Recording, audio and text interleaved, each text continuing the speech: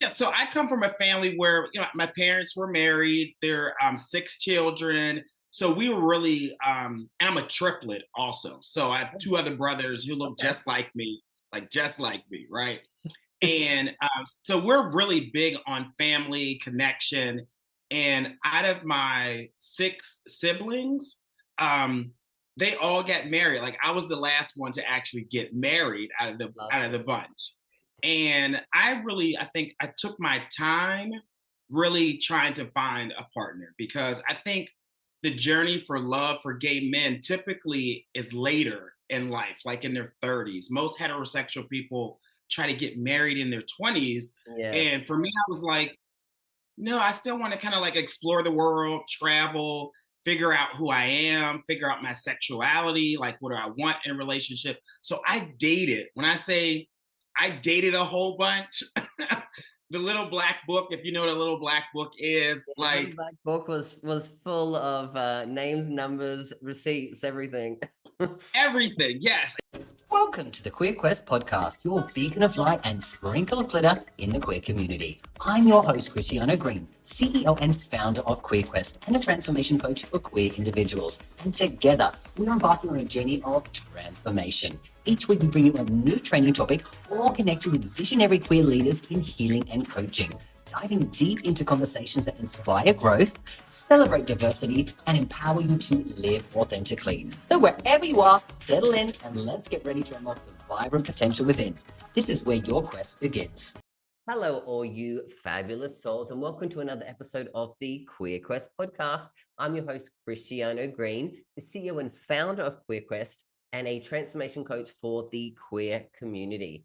And I'm super excited about today's episode because we have a legend out there in the community, the gay dating coach, Lamont White. How are you? I am doing absolutely fabulous. How you doing tonight? Fantastic. Well, it's the morning for me, the night for you, because we are in different stages and places in the world. And that's what I love about Yeah. social media and seeing other people out there doing similar work is that people are doing stuff all around the world to help people in this beautiful LGBT community. Yes, and I think things are not different on your side of the world than it is over here. It's about the same. Yeah, we've still got the same kinds of struggles, same kinds of things that people are going through. And of course, helping people online means that you help people from all over the world anyway. And it makes you realize that struggles that we've gone through ourselves and the struggles that we see our brothers and sisters and in betweens going through, we know it's not a singular, isolated issue. No, no, not unique. We're not unique at all. Totally. Well, I'd love to start by, talking a bit about your own journey of finding love. I know that you're happily married. Congratulations. I think it's about 3 or 4 years now, right? Thank you, thank you. Yes, so I've been with my husband for now 4 years. Let me make sure I get the math right. He will kill me, right? So 4 years. We've been together for 10 years, Wow. but Cristiano, I've known him since I was 25. So like Wow. we were associates, friends a little bit for a very long time. And then just like one day I looked at him a little differently, like, Okay. oh, he's kind of cute. And we started dating. Yeah. Wow. And so Yeah. then I guess before you found him and had that, what was your experiences like with love, finding it? Like, what Ooh, did you yeah. struggle with? What was the ups and the downs that you had? Yeah, so I come from a family where my parents were married. There are six children, so we were really. And I'm a triplet also, so I have two other brothers who look Okay. just like me, right? And so we're really big on family connection. And out of my six siblings, um, they all got married. Like I was the last one to actually get married out of Lovely. the bunch. And I think I took my time really trying to find a partner because I think the journey for love for gay men typically is later in life, like in their 30s. Most heterosexual people try to get married in their 20s. Yes. And for me, I was like, no, I still want to kind of like explore the world, travel, figure out who I am, figure out my sexuality, like what do I want in a relationship. So I dated. When I say I dated a whole bunch, the little black book, if you know what a little black book is, Yeah, the little like black book was full of names, numbers, receipts, everything. everything. Yes, and there's no shame about it. And that's why I really just wanted to figure out like um what is compatibility for me. And also I did not want to get into a relationship just because society said I had to, or Everyone because I was in the bored or family. lonely. Yeah, yeah. Yeah, yeah. So, but I'll be transparent with you. So, my husband, like, we didn't initially start out like the traditional way. He was literally like my weekly hookup. Okay. Like, it was not like let's go out to dinner. No, he literally came over the house. We eat, drink, we would hook up. We did that for a few months, and then one night I just kind of looked at him and was like, hey, no, it was him. He was like, do you want to go get something to eat, like out of the house? Like, I was like, okay, this is weird. I thought like I had like Date. right. I thought I like isolated him to like just hookup status, and I guess we saw something more in each other that we wanted to progress to the dating phase. And after like 4 or 5 months of dating, we moved in together. Okay. Like moved in together, and maybe about like 3 years later, we bought a house together. We actually sad story, but beautiful story at the end. Yeah. His sister passed away, No. and we took custody of her two children. And at the time, they were in middle school. Okay. So we had to hurry up and buy a house, move both the boys into the house. And we've had them since they were in middle school. And now they are both have 1 year left in college. So it's like a whole journey. I Yes. love the happy ending of that because I think it's important that sometimes just you don't know what's going to happen in life, and you Hmm. either ride the wave and follow what feels right for you guys, or you run Hmm. away, which is what a lot of people can do as well in those Right. situations.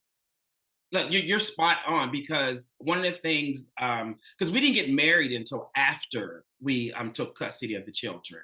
And Yeah, one of the things my partner's, said to me, and we talked about it, he was like, in his time of need, I stepped up. I didn't run away.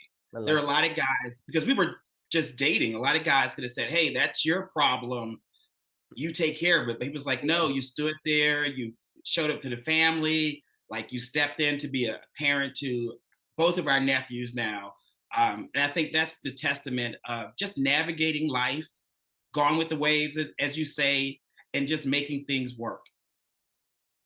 And that's the beautiful thing, as we said, like you made it work. Yeah. So when you're going along this journey and this path and these things came up, what was coming up for you? Guys, as you said, so many people could have done the runaway thing, and you Yeah. Yeah. obviously stepped up and basically ran towards it. What was it Mhm. about him and about this relationship that made you really just feel like I'm going to lean all the way in? Yeah. I think beyond being in love, um, I wanted to make sure that he was happy. Like, I think a lot of people get into relationships because of what the other person can do for them, like what he can do for me. Yeah. But I said, no, this is a time for me to be supportive. It's a time for me to make sure that things are as easy as possible during the time of bereavement, right? It's not easy, it's hard, right? Imagine three men going through grief, moving into a house together, Oh right? yeah. And for Definitely. They me, lost their parents. He's lost his sister. It's heartbreaking. Yeah. yes, yes. So for me, it was for me to demonstrate my love and my commitment of showing up in the relationship, and that no matter how bad things can get or difficult, let me say difficult, not bad, but difficult, that I'm there. Like I'm there. Like we are a team, so let's make it work as best as we can. And there's no other, I guess there's no stronger way to prove your love to someone by stepping up and showing them and being there for not only them but their family who's also struggling and in Mhm, need at those difficult times. mhm. Yeah, yeah. And Mm. I think I've learned that from seeing the example of my parents being together.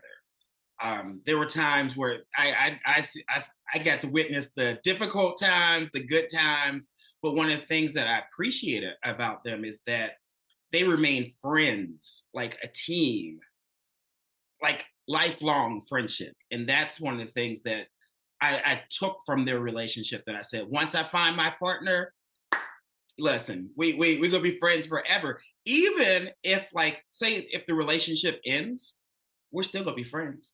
Like I'm still coming over to the family reunion. Like, Yeah. yeah. And I've got a similar story in relation to, like, my parents have been together for, coming up to 50 years now. Mhm, And I only knew a great representation of what a relationship should be. And so mhm, I guess I struggled earlier on in my life trying to find a partner because, you know, there are a lot of people out there in the gay community, and I was probably not in my best space when I was younger anyway to find a partner.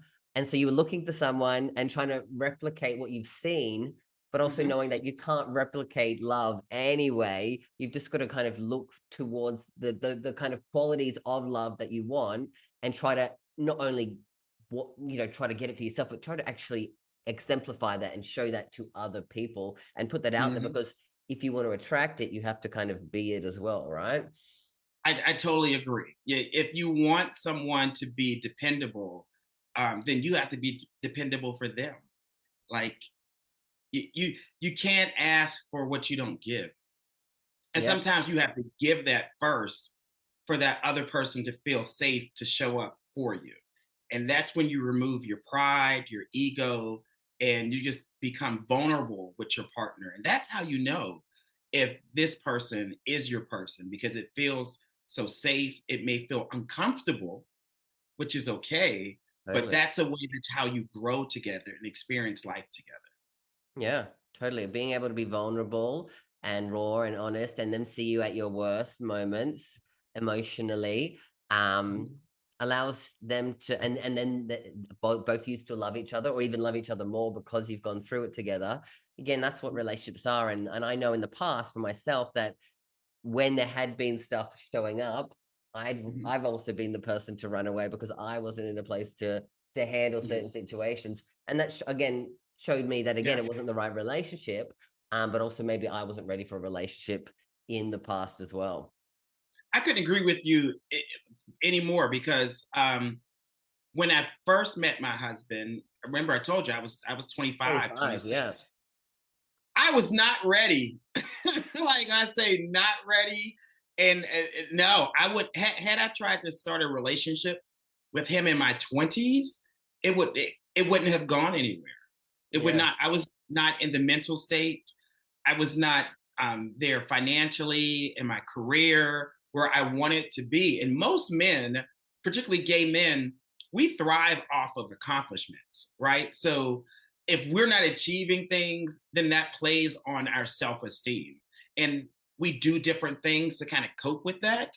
So I feel like yes, if you focus on your ability to increase your mental health, challenge yourself, that like radiates attractiveness off of you. So that's why I say like in my 20s, no, I was still trying to figure things out and trying to hustle. yeah, I get that too, and it's funny how sometimes you can get in the cycle of you've got all these accomplishments, but it's still not good enough for you as well. And maybe there's like you said when you touched on something when you work on your mental health, like Mhm, you start to radiate those changes. And that's definitely what happened to me because literally I was in this career path. I had a massive team of 300 people, six-figure things, da da da da da. But I just never could find myself in the space where I felt ready mentally, and I was dealing with all this other stuff up mhm, here that I'd been mhm, kept pushing down, and using alcohol and drugs as a way mhm, to mask any of that, and just be like, "Yeah, I'm good," and showing the perfect face to mhm. everyone else, but like inside, like bubbling over, like left and right, and working on my mental health and actually dealing with those problems it didn't take long for me to be ready. And then Mhm. after that, it didn't take me long to find the right person for me. So I want people to think, who are listening out there, that like, where you are now, 6 months, a year down the track, if you do some of the work on the things that you are struggling with, your life can completely change and shift quite quickly and miraculously. And maybe you can touch on that for yourself, when you got to a place of being ready, and how long it took you to find your partner. Yeah, and so I will tell you that people can tell when like your mental state or your ability to be emotionally present is not there. Like everyone could, like especially if you are trying to date intentionally, right? Guys are going to look to see how expressive you are. They're going to look to see if you do what you say you're going to do. They're going to look to see like how you actually plan dates, give them calls. Um, and I think during my journey, there were times where I thought I wanted to be in a relationship, but it Mm, was like, no, I was just lonely. Like yeah, I'll raise my hand and say, no, I was lonely. So there are types of guys that I would entertain or be around because I was lonely, knowing damn well that this damn. was not going anywhere, right? Like this is just something to fulfill something for me. And guys can tell that. And guys are just like, okay, this was cool, but I think I'm going to end this because you're not serious about this. Or they would want to progress to something else. They're like, hey, I want to date you. I want to be in a relationship. And my heart was closed. And I would just be like, I don't know what to do with this. So I would end relationships because I wasn't ready to actually be in a relationship. And it wasn't until a lot of counseling, like therapy, Yeah.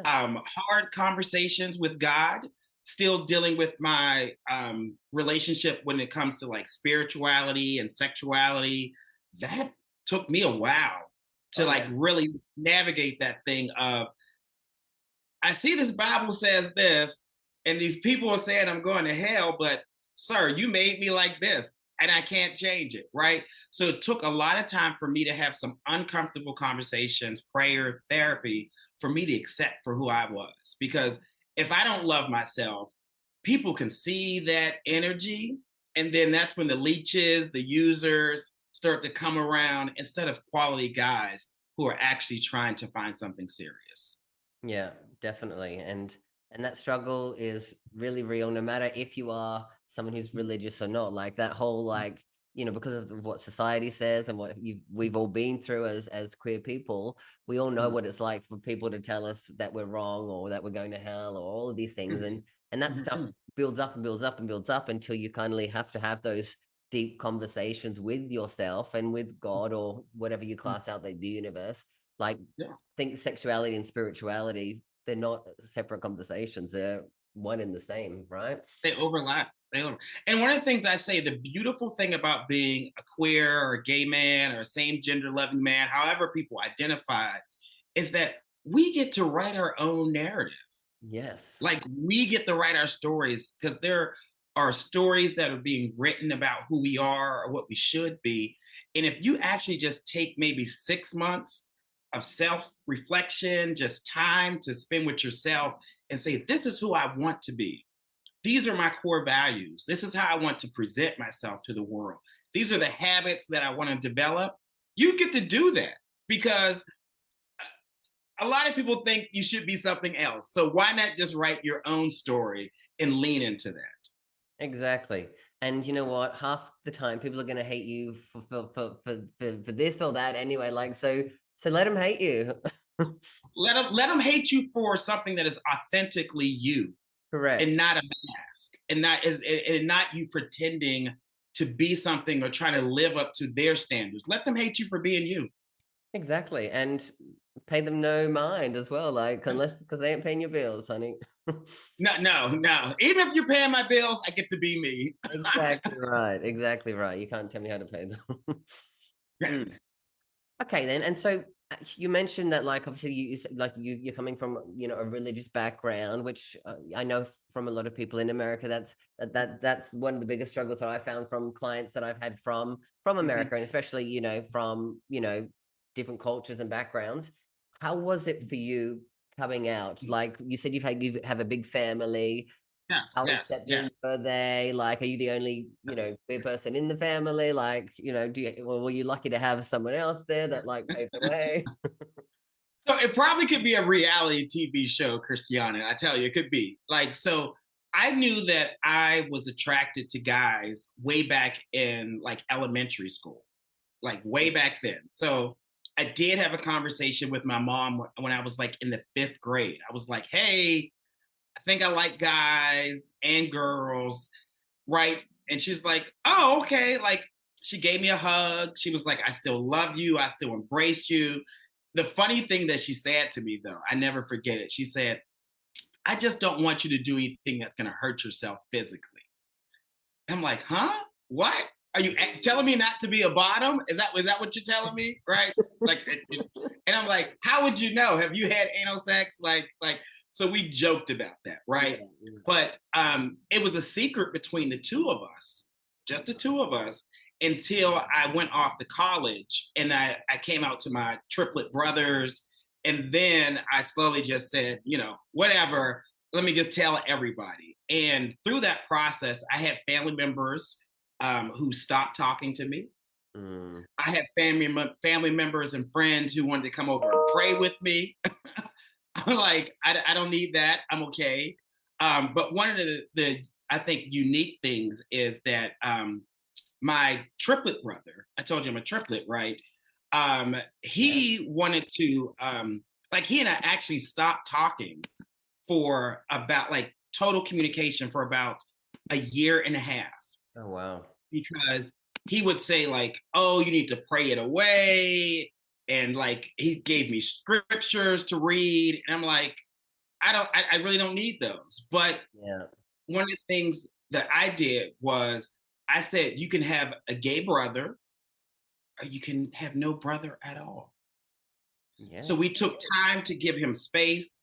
And at my wedding, he was there and he actually emceed my reception. Oh, So go from someone who was like totally against it to who is like fully embracing and loving. And I think that is the journey that I tell people like when you're coming out of the closet, you need time to accept yourself. So it's okay to give your family members, your friends, time to accept and understand and ask questions and just sit in it for a while. I think we rush to make them accept and understand, yeah, you're but right. it is a journey and sometimes it just takes some time. Especially when, like I said, people have been indoctrinated or taught to follow a certain belief system. You can't just change Yes. people's belief systems overnight. It takes people, like you said, having like we have our own internal dialogue about who we are and getting to a place of acceptance. And for us, it takes us, most people take 5-10 years to get to a place Yes. of being able to come out of the closet, right? Like you said, you knew early on, but it was when you went to college. Similar for Mhm. me, like I think it was around 12, 13, and then 21 was when I came out, because we have to go through that acceptance before we even feel like we can tell somebody else. So Mhm. you're very much correct that it will take people time, and there'll be some people who may never get it, but at the end of the day, the ones that really love you and want you in their life Yeah. do it unconditionally, and they show that to you, Yeah. right? And I'm a realist, and like there are like people who will literally disown you or fire you from a job, or they want to physically harm you because you come out of the closet. So I totally understand that that still happens today in different cities and It neighborhoods. does. So it is a reality that still exists. So I get and understand why it's hard for some people to come out of the closet. So I say, if it's worth investing, move, um, build your own community, build your own tribe of friends, so that you have people that support who you are. Definitely, and try to build that prior to maybe going through the experiences of coming out to people that you're not sure about, so that you do Mhm. have that support system when it doesn't go the way that you may want it to go, because Yeah. it probably will never go the way that you want it to go, because That's just life, right? Not everyone will have the same reaction or say the right thing, even if they are trying to be supportive. Like you said, you can latch on to one or two things that someone says, even though Mhm, the overarching thing that they're trying to say is be supportive, but they might have said one thing, and you can hold mhm. that on. And we got to learn to take everything with a grain of salt and try to get the actual deeper message that they're trying to share with us as well. Yeah.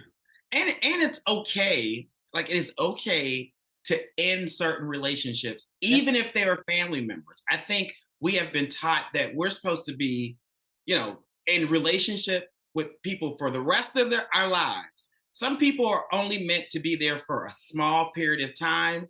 You evolve. Doesn't mean they're bad, doesn't mean you're bad. It was just meant for you all to have that space and time, and then you move on and keep evolving. Yeah. You grow in different directions sometimes. That is life. That's trees. Mhm. That's the whole universe, right? We don't like, leaves fall off of trees and never turn back to where they come from. They turn into a whole new tree, right? So, Impossible, right. yeah, exactly. So we can't all expect that every single person we meet along the journey is going to be with us for the entire journey because we would have no time for ourselves if that was the case. Ooh, there's too many people. There's too many people. I'm happy to clutter some of those people out the door. In a world where every journey is unique, one path shines brightly for the queer community. Introducing QueerQuest, the first of its kind personal development platform designed exclusively for us, by us. At QueerQuest, we understand the multifaceted journey of queer identity. That's why we've created a space where you can explore, learn, and grow with the guidance of queer experts from around the globe. Whether you're seeking to enhance your physical, mental, emotional, or spiritual well-being, QueerQuest is your gateway to transformation. Imagine embarking on quests tailored to your journey of self-discovery, finding community, and unlocking your queer excellence. QueerQuest offers online courses, coaching programs, and soon workshops, seminars, retreats, and festivals, all designed to empower you to live your best life. Ready to start your adventure? Join us at www.queerquest.vip to become part of a movement towards personal and collective greatness. Sign up today to join the waitlist and be the first to know when we launch. QueerQuest, where your journey of self-discovery and transformation begins. Don't just dream of a life filled with pride and purpose, make it your reality with QueerQuest. Visit www.queerquest.vip now. Your quest awaits. Mm. So, like I said, you do a lot of work for a lot of queer people, and I know that you're based in Atlanta, and that's probably where a lot of the stuff that you do. Because I know you do. I see you online, and I see you doing a lot of like local events, and I see that there's you're doing cruises and matchmaking and couples counseling. So, I'd love for you to share what from your experiences. What are some of the major things or the main things that you find that gay men or queer men struggle with when looking for love? Hmm, hmm. Yeah. So one of the things I tell people, like, I am more than just like a dating coach or matchmaker. I am literally trying to change the culture of our community, Mm. right? I know my mission and my purpose here on this earth. And so I work with gay men all over the United States. I even do dating coaching sessions with guys overseas, like in the UK, like all over. Beautiful. And I hear a lot of different stories. I hear different situations, challenges. One of the things, well, some of the things that bubble to the top when you talk about like what are most gay men struggling with, one is just really owning who they are. Yeah. I think sometimes men, regardless of sexual orientation, but particularly gay men, of when you look in the mirror, do you see what needs to be seen? Do you really see who you are? Instead, our society, Christiana, pushes us to put a mask on. I was gonna Like say masks. they push gay men to say, you have to live your life like this. So you have to be into fashion. You have to be like, and you're like, wait a minute. Well, what if I like football? Like, well, you're not gay. You're not gay. Yes. Or right, or you have to be catty in your interaction with other gay men. You have to throw shade. It's Oh, you probably have the competition. best shade Everyone's lines. competing with everyone else. No, no, I actually have, intimate, loving conversations with my friends who are gay. So I think it's about like getting to the core of who you are and stop accepting these negative or unrealistic stereotypes of what it means to be a gay man. I think that is one. I agree And with that you. takes Yeah. a lot of people a long time to grapple with, and to actually come out of the closet and be accepting of who they are, right? Yeah. Totally. So I think that's one. Also, is once guys actually start to want to date and get out there, there are these unrealistic expectations, right? Like someone has to be above 6 feet. They have to make six figures. They have to have this amazing career. They have to have this gym body. They have to court you. They have to do the work to woo you. And I'm like, wait a They have minute. to please you sexually the way that you want it to be done every single time because you're the king, the god, the Lord. And I'm like, well, when do you show up? And like, when do you do the work? Right. Because I Yeah. think well, I don't think, I know for a successful relationship, it's like playing tennis back and forth. You have to show up in a relationship and you have to court the other person. I mean, like, make them feel great. You have to make them smile. You have to flirt with them. You have to be supportive.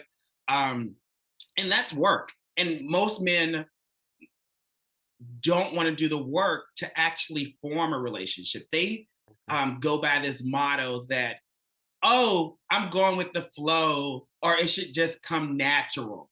No, relationships are hard work. They Yeah. should feel like work. If they don't feel like work, you may have to question if you're being authentic in that relationship. Agree, 100%. Yeah. Yeah. Yeah. Yeah, totally. They definitely are a lot of work. And what they show you is also the work that you need to be doing on yourself. Because Mhm, mhm, your mhm, partner, your relationship is probably going to be your biggest teacher because they're the people that can push your buttons the most, right? mhm, Push mhm, you to mhm, extremes, mhm. for sure. And so Yeah. you have to be, like I said, willing to do the work. And that's why I think you said that it feels like work because it's not just working on the relationship, it's working on yourself so that you can show up better in that relationship as well. Yeah, yeah. Well, so what I'm part of my wedding vows that I did with my husband, we did very non-traditional but somewhat traditional wedding. Um, and I said to him, I promise to put me first. I promise to take care of me first. Me. Like, because if I don't take care of me, I can't be the best for you. I Correct. also said that I don't promise to obey you as well. Because I feel like our relationship should be built on freedom, and just making sure that we both are the best. Yeah, but like, you got to take care of yourself first. Definitely, because you can't fill up a bucket with an empty bucket, you know? Hmm. So you Hmm. have to fill your bucket up so that you have something to be able to give to other people as Yeah, well, right? yeah, yeah. Yeah. And whenever I do matchmaking, so guys come to me and they're like, "Hey, can you send me on some dates with some great guys?" They always assume that it's the dating pool. They're like, "Oh, can you just find me a great guy?" And that they don't have to do any work on themselves. And I'm like, no, matchmaking is more like building a car, not buying a car, because I need you to show up in a certain way so that you can sustain this relationship. And your checkbook does not sustain the relationship alone. 100%. Yeah. Money Yeah. doesn't buy you happiness. And it might Because if get, it does, you have an expiration date. yeah, definitely. Yeah. Mhm. Yeah. Yeah. Because that checkbook's going to bounce very quickly. Or like, sometimes guys are like, oh, because they have a lot of money, um that they should attract a certain type of look in a younger type of guy. And I'm like, okay, well, you're going to get, both of you are going to get traded in at some point. 100%. And that's the thing. Yeah. If it's not built on something that's deeper than that, then it will happen like that. Absolutely. Yeah. Yeah. Everything has an expiration date, as you said. Yeah. Okay. And so when it comes down to it, so you, like I said, you've got the, you do couples counseling as well, right?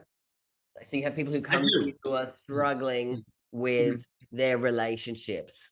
mhm, mhm. Is it similar struggles that you have, or like would you say that they're different now that people have like they're committed to the relationship, but they really just Mhm. don't know how to get on the same page? Yeah. So I see two different scenarios. One is these two people should have never, ever, ever, ever, like ever, ever, ever been in a relationship together, I was going right? to say, I thought you were going to say that. Like when you talk about compatibility, they both want two different things in the type of a relationship. Like it's okay to be two different types of people, um, as long as you all want the same type of relationship, like the relationship dynamics. You can work through some of that, right? And if at the core there are some, at least some similar core values, but when the core values are like this mismatched and you all want two different types of relationship, but you all are in this fantasy of whatever it is that got you all together and it's 12 months, 2 years later, you're like, why is this not working? Is because you all really are mismatched. And so whenever I see a couple like that, I help them to see that. See that That's themselves. not first session. It's like, hey, let's uncover like what we want in this relationship and who we are. And then once they see that, they go, I think we need to end this. They're like, we're like, but in a healthy way, right? And I think it's beautiful if you can go through a relationship and see that, hey, we're mismatched. So let's go different ways, right? So I Totally. definitely see that in couples. The other thing that I see a lot of the time is when I talk about communication. Communication is like you use different words to explain different things. Just because somebody came from the same cultural background and, neighborhood, whatever, they still can speak two different languages. And communication is ever evolving. It definitely. Partners that stay together long term, they're always seeking intentionally to understand their partner better day by day. Like, what has changed about your desires? What about your fears? What about your hopes? Like, what is going on in your head? Good partners start to ask questions.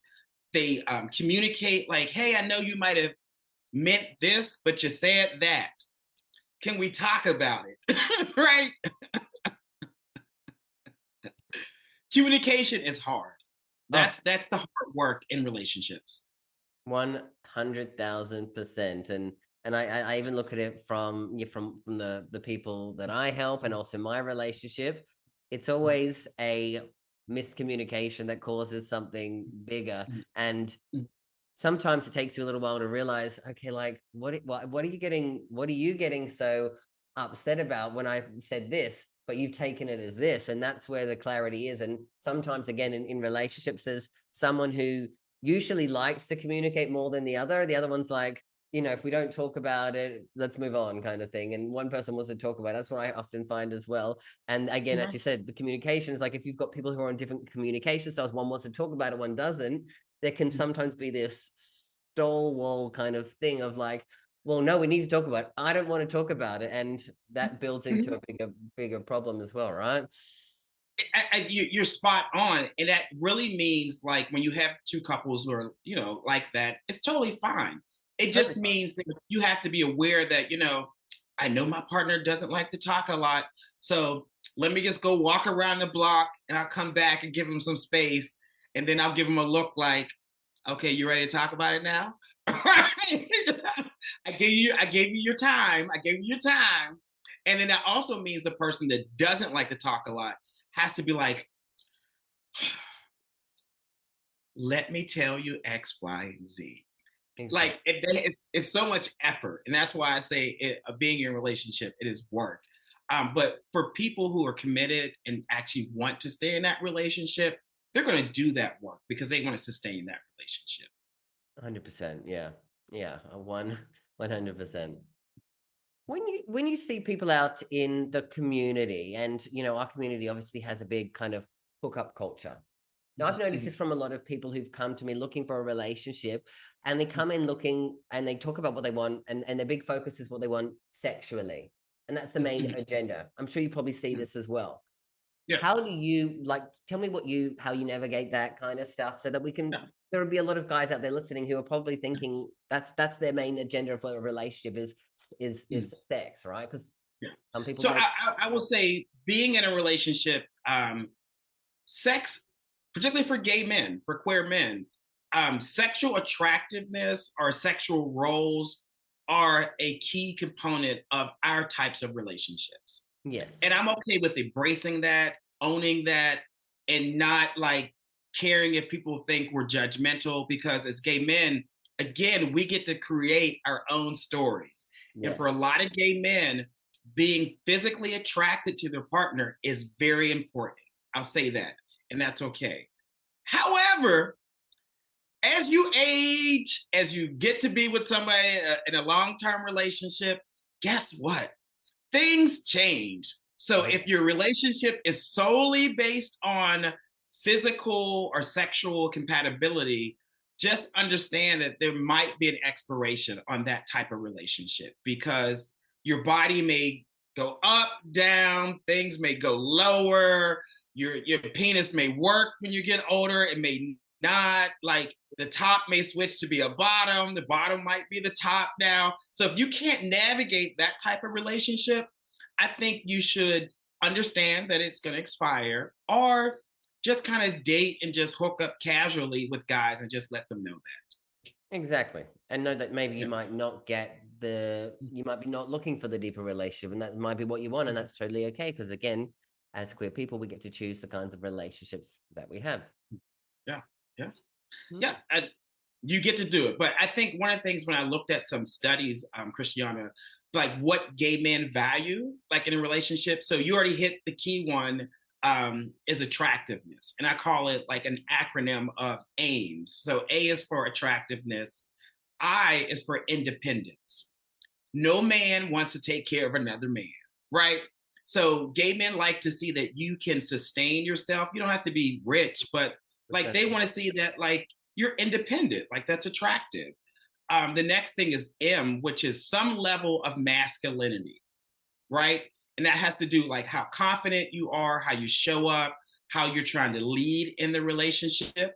There are some gay men who love femme guys, like absolutely love it. So I'm not Yeah. saying this is an Yeah. end all be all, but Yeah. most gay men want some level of masculinity and for you to show some leadership.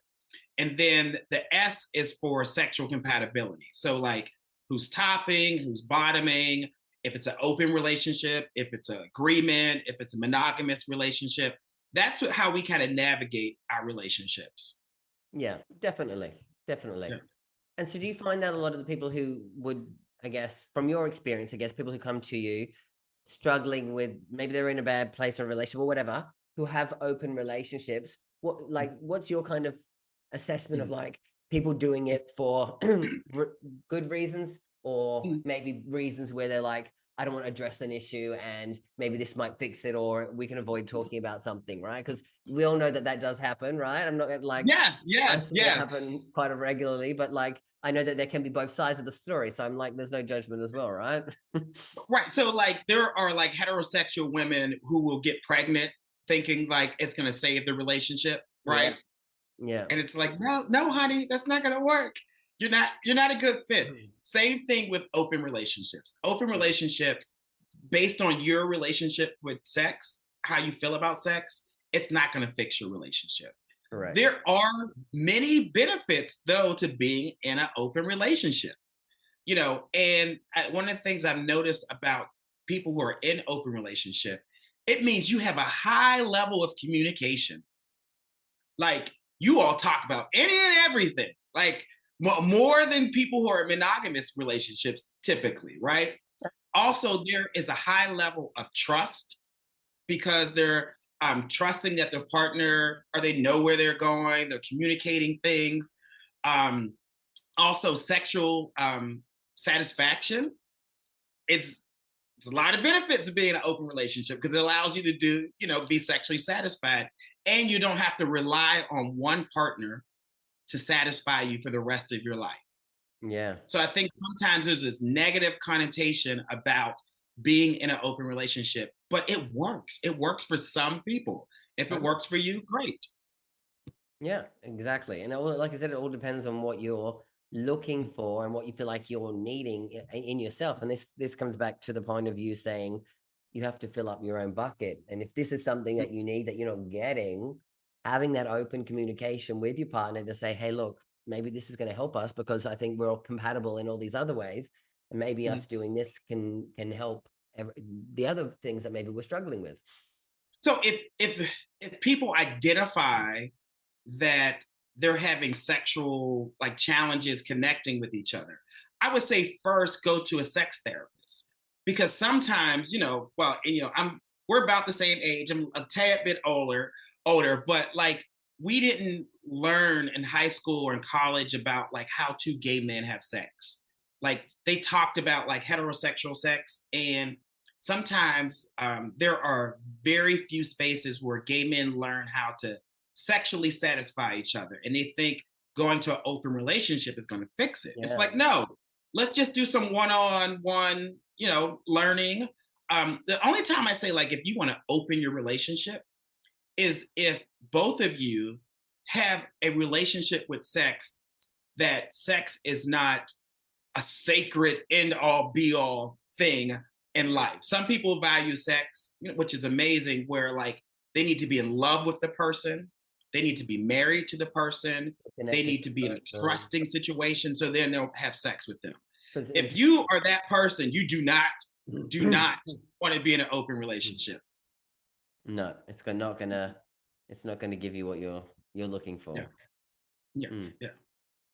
okay. And I also think some people think open relationships are just like free for all. Like there are people who are in open relationships where they may close it at times, where like, hey, this year just gonna be this month, we're gonna be together, no outside guys. So it's when I talk about high level of communication, it's high level of communication.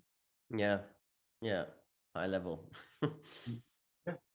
So what got you into to doing this and helping queer men do Mm. this, by the way? Like, because obviously, Yeah. like you've been doing this for quite some time, and obviously I can see the passion within you. Where did Mhm. the journey come from for you to do that? Was this you already in your relationship prior to how long have you been doing it for, and what get you into it? Right. So my background, I have an undergrad in psychology, I have a master's in professional counseling. Beautiful. So for a long time, I was doing couples counseling, primarily with gay men. And I noticed that like these two people should have never been in a relationship. And um, that we as gay men have not been taught how to date, how to argue appropriately, how to flirt, how to like go out and find someone. So I went back to school, got a certification in professional matchmaking and dating coaching, and had to augment the course because, of course, most of the data I was was for gonna say heterosexual it's offers people. for straight people, but yeah, yeah, yeah.